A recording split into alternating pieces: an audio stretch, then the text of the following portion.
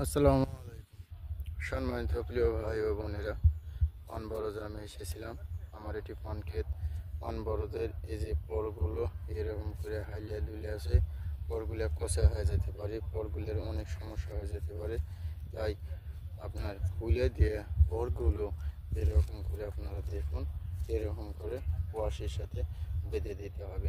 ঠিক যেমন এটা এরকম করে বেঁধে দিতে আছে, এরকম করে আবার এটা গেঁথে দিতে হবে, না হলে পরগুলো অনেক কষে হয়ে যাবে। তাই এই পরগুলো আপনারা দেখুন কীরকম করে গেঁথে দিতে হয়। ঠিক এরকম করে এটা বাঁধা আছে। এখন আবার এই পাশে এরকম করে প্রত্যেকটা পর বেঁধে দিতে হবে। এরকম করে যদি বেঁধে দেওয়া যায় তাহলে খুব সুন্দর হবে প্রিয় ভাই ও বোনেরা। না তো পরগুলো দেখুন অনেক দুলছে, হালছে, বাতাসে কষে হয়ে যাবে। দেখুন এগুলো বাতাস হলে এরকম হলে কষে হয়ে যাবে। তাই পরগুলো ঠিক এরকম করে বেঁধে দিতে হবে প্রিয় ভাই ও বোনেরা আমার।